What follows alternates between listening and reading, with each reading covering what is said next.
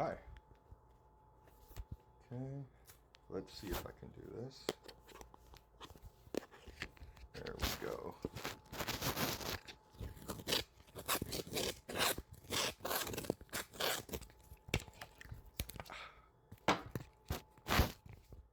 Test, test, 1, 2, 3. Can you hear me? There's a project I've been wanting to do for a good minute now. I had it all set up, it was ready to go, and some problems arose, not with the camera itself, but with the situation I wanted to be in for it.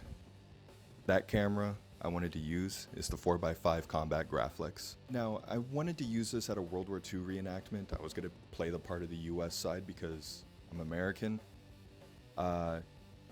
Immediate problems arose. There was a lot of miscommunication, a lot of errors, not a lot of confusion.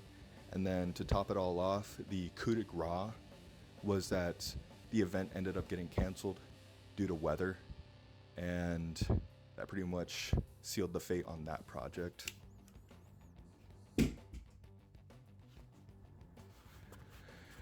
Yeah, I wanted to use a 4x5 Combat Graflex that I ended up getting as a birthday gift. Here she is. Along with it, I had a Contax 2. I was going to use a Leica 3 clone, but that kept breaking, and then I just ended up returning that one, got a second one, and that one kept breaking the same exact way. I don't like Leica anymore, but anyway, this is about the Combat Graflex. Let's get into it. Now, you may be familiar with different Graflex type cameras, such as the Speed Graphic, Sentry Graphic, or even the Crown Graphic. They were very old press cameras used for professional use. Famous users are like Ouija and I think Sebastian Larabaster. I don't know how to exactly pronounce his name. I'll probably pop it up on screen here, but he was the photographer for the Pixies and did the Surfer Rosa album cover. I'll pop that on screen if I can too, but why would I want to bring this to a alternative, folksy, shoegaze type show? Because I wanted to, I wanted to give myself a bit of a skillful gut check, see where I am as a photographer. I wanted to really challenge myself. I also wanted to make my neck hurt for a few days afterwards, which was really great. Grainy Days has his own video on a Combat Graflex, but the type that he had was a 70mm rangefinder type camera. It opened up much like how the Nikon F does, or like the old Contax cameras. I believe one of its other names is Gulliver's Contax. It shoots 70mm, or also known as IMAX film. His camera also ran into a bunch of issues, but I was lucky enough that mine was pretty much pristine. I got it off of eBay for about $100. The guy had no idea what it was. It belonged to his grandpa. I opened up the camera. I saw that he wrote his name all over it, and it looks like it was heavily used between the years 1944 and 1954. The film I used was FPP Mummy 400. It's essentially just Fomapan 400. If you've ever developed Fomapan 400, you can recognize the blue liquid from the first wash that comes out of the tank. It's the same exact thing. I just end up using the development times from the Digital Truth, the massive developing charts there, and I developed it in Rodinal 1:25.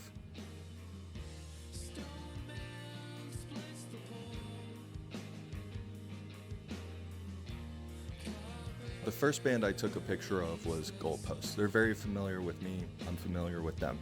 I messaged them the day before and I told them what I was trying to do. They were all on board.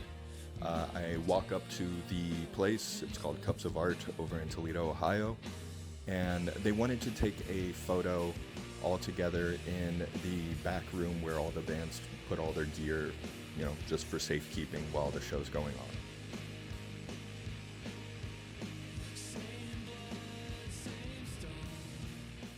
Now, the second band I ended up taking pictures for was Hollow. I just went up to them when I was done with my shot, and I asked them, can I cram you all in the shitter and get a photo? I ended up having to press my head against a porcelain sink. I just want to show also here the difference between 4x5 compared to other conventional film. Super 8, 35 millimeter.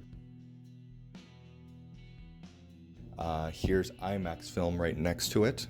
And then here is 4x5 sheet film. It's insanely large. The third band I ended up taking pictures of was Evan Daniels. Now, while we were messing around in the bathroom, being photographers and such, the drummer ended up trying to come in. He saw what was going on, ended up doing a 360 moonwalk out. When I was done with that, I ended up talking to him, and I found out he's also the dad of the singer, also named Evan Daniels.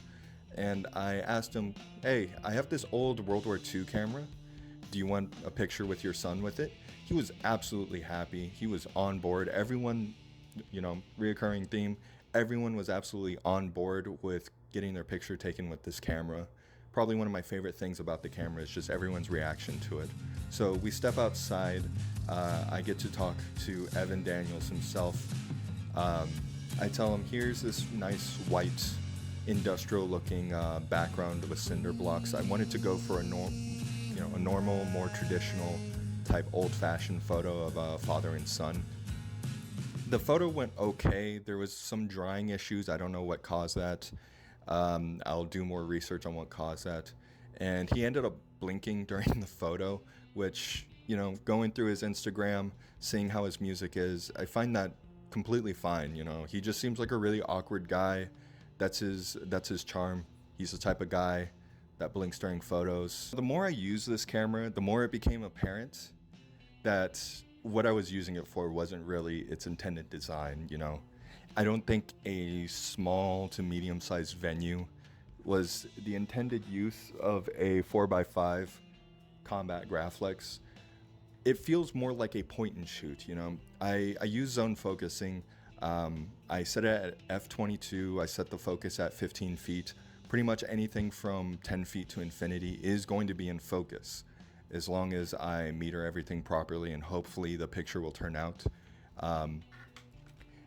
It did not have a rangefinder. It did not have anything other than the ground glass and a small suggestion of the framing right here. And that was the toughest part, honestly. This is definitely either only for tripod work, like most 4x5s, like how every normal person shoots 4x5, or for quick, dirty, documentarian type photography where it's more important that you get the shot than the shot actually being good. The third band I ended up taking pictures of is the Heartthrobs. I've seen them live once, and I took pictures of them. It went pretty well. The lighting was terrible because one of the other venues in town has really, really, really bad lighting. But they were happy enough with the pictures. I recognized the drummer because he uses one of my pictures as his profile photo on Instagram, which I always really love seeing that. It's one of the best things ever. But I approach the drummer. I say, hey, do you think your band would be interested in getting a group photo, a couple of them, with this camera? He was like, oh, sure, absolutely. Like everyone else, really happy about it, which I'm really glad that so far it was going perfectly. I direct them to the hallway, and the hallway, it had really interesting lighting, a lot of Christmas lights going around, and then shoes like on power lines everywhere. So I told them to split up, the singer in the center, the drummer on the side there, and the guitarist sitting down right there. I did make a mistake of cutting off one of the feet of the drummer there. Focus was a little bit off just because the way that this camera works. Everything else was in focus. I'm not too sure if it was something on my end that caused it or they moved. I don't blame them. I'm not too upset about the blurriness and shake in the photo with them because it's a combat camera. If you've ever seen any photos from World War II, they're all black and white, blurry, shaky. Looks like they were taken in a moment of haste. So I have that going for me. I got that good excuse. Now, here's a picture that I took with the whole flash idea that I had. This is the one that I practiced for a couple days to get right. And can immediately tell that there was a delay. When the photo came out, I saw everything. I was amazed at the detail, honestly, just because this one was at box speed. It has the best dynamic range. It's the one that I really practice for. He was slightly out of my focus range. I wanted to get one of him in motion, but because I pulled the trigger on the leaf shutter there, and then a second or half a second later, I ended up popping the flash because I fumbled a bit. It ended up being a bit of an awkward framing there. I definitely nailed focus on the drum set there just because I can see the texture on the drums better than I can see the texture and detail on his guitar and on him. This is the one that I'm happy with. This one turned out the best. It has the least amount of issues. It has the least amount of fingerprints. It has no drawing marks, kinda. But I took a lot of care into positioning myself for this one. I stood up on a bench and I waited and I waited. And while I had the camera up and my flash up, I could feel my core start aching because it takes a lot of core strength to hold this camera up. And I kind of delayed it there with the singer. I got the drummer perfectly. I'm happy with how the drummer turned out. I'm happy with how the guitarist turned out. But the singer and the bassist, I wanted her expression to be more exaggerated. I ended up pulling the trigger, then popping the flash, and it was, it wasn't the face that I wanted, but I got what I wanted in the end. And the composition on this one, I am really happy. I can tell the settings that they had on their amp. I can see all 6 strings on the guitars. I can see the hair on the drummer's arm. It is a very good picture. I'm very happy with this one. Well, guys, that wraps up my first video. Hopefully you enjoyed. Leave a comment. Tell me what you think. Definitely leave me comments about the 4x5 development process because those sheets were pretty messy. But hopefully everything will get better from here on out. I'm no longer a beginner with that. Only upward from here. I have a bunch of other videos coming out with more experimental stuff.